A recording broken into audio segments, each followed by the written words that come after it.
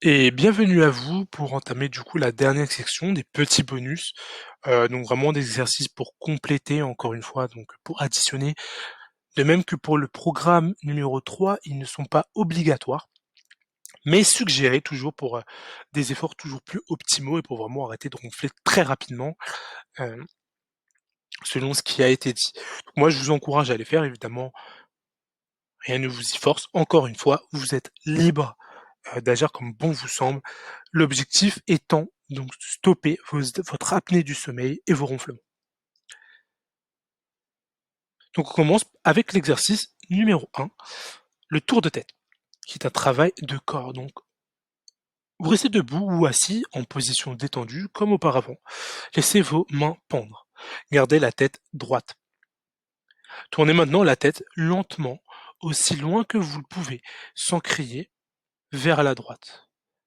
Tournez-la ensuite de droite à gauche et de gauche à droite environ 10 fois, 2 fois par jour. Des exercices qui vont être très simples, mais qui vont vous permettre donc de détendre votre corps pour toujours laisser passer donc ces voies respiratoires si importantes à décompresser. On passe tout de suite du coup à l'exercice numéro 2. On se parle positivement, travail personnel. Ici, on revient sur la règle du 1 et 2, en parlant aussi aux gens autour de vous. Donc, on se la rappelle, la règle 1 et 2.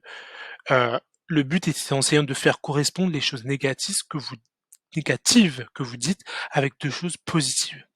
Si vous vous plaignez à quelqu'un, vous pourriez dire: «J'adore vos produits, votre équipe de vente est formidable, mais à chaque fois que j'ai besoin d'aide, je ne peux pas joindre le service clientèle». Bon, typiquement, les gens sont beaucoup plus disposés à vous aider et à s'excuser si vous leur dites quelque chose de positif. C'est aussi une règle que l'on trouve dans la négociation, dans le rapport psychologique parent-enfant également, mais aussi tout simplement, entre adultes. Ce sont des techniques, d'influence qui peuvent fonctionner. Le fait d'agrémenter une pensée ou une phrase négative avec un aspect positif, une connotation positive, fait beaucoup de bien et fait passer la formulation de bien meilleure manière.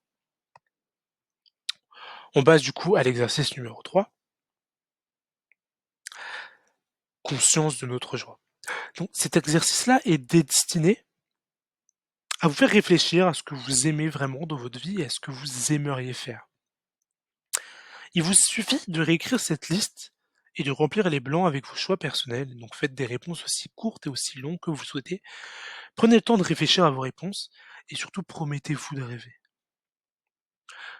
On va pas tous les faire ensemble, vous les verrez à l'écrit, mais le genre de questions sont: ma façon préférée de passer la journée est, je rêve souvent de voyager, la musique que j'aime écouter est, je rêve souvent d'avoir, je pleure quand je me sens, je ris quand je me sens, j'ai besoin de communiquer parce que. Et lorsque vous aurez fini avec cette liste, faites votre propre liste. Écrivez de manière simple ce que vous aimez et ce que vous aimez faire. Quelle est votre réalité? Si vous n'aimez pas écrire, faites simplement ces listes dans votre propre esprit.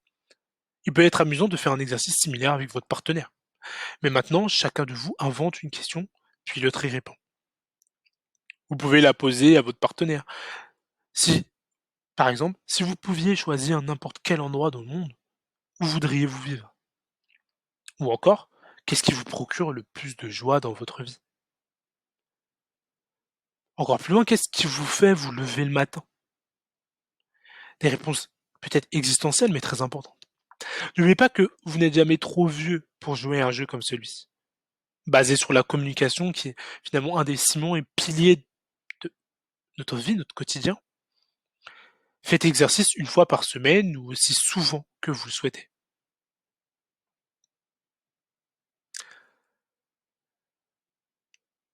On passe à l'exercice personnel.